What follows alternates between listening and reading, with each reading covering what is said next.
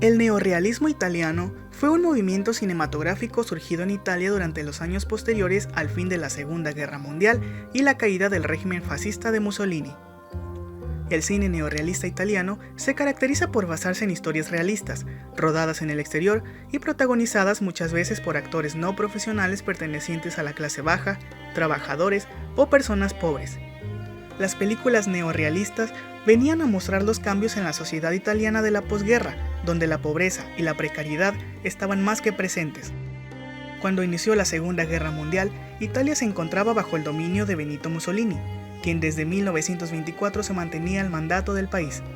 Tal y como ocurría en Alemania, por aquella época la producción cinematográfica que se realizó durante el fascismo estuvo controlada por el Estado y se producía un cine muy patriótico y a veces poco novedoso.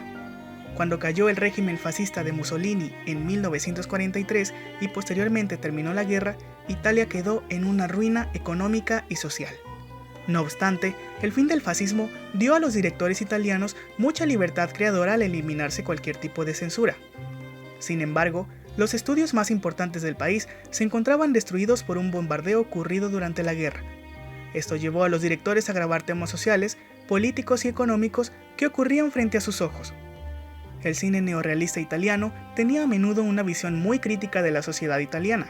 Los efectos de la guerra en Italia fueron devastadores, sumiendo a la población en una crisis socioeconómica. Entre los directores más destacados de este nuevo realismo se encontraban Luchino Visconti, Roberto Rossellini, Vittorio De Sica, Giuseppe De Santis y Alberto Lattuada. Ellos fueron denominados neorrealistas por los críticos, ya que trataban de crear productos cinematográficos que rechazaban convenciones que había impuesto Hollywood, tales como el final feliz. La mayoría de estos directores basaron sus guiones en acontecimientos cotidianos de la gente de a pie, e incluso muchos de ellos se lanzaron a grabar sin guión, basando toda su historia en las improvisaciones. La primera persona que usó el término neorrealismo fue el crítico Antonio Pietrangeli, y lo hizo para la película de Luchino Visconti Ossessione de 1943.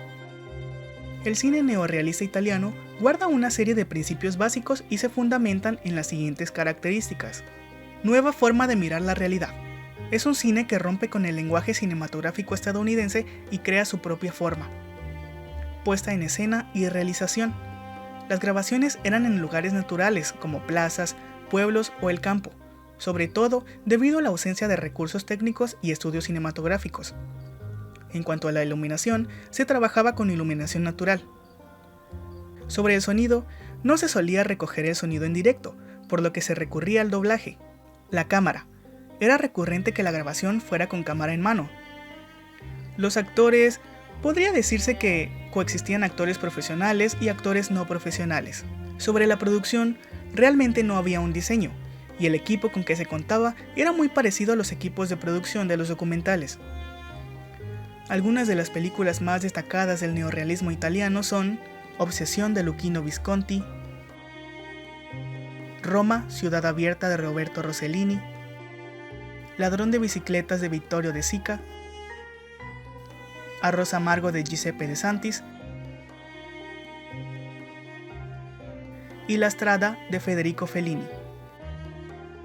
El neorrealismo italiano fue sin duda un movimiento cinematográfico que buscaba encuadrar la cruda realidad de la sociedad italiana durante la posguerra y que, aun con las limitaciones técnicas a las que se enfrentaban los realizadores, lograron plasmar el nuevo realismo que se integraba a la vida de la población europea de aquel entonces.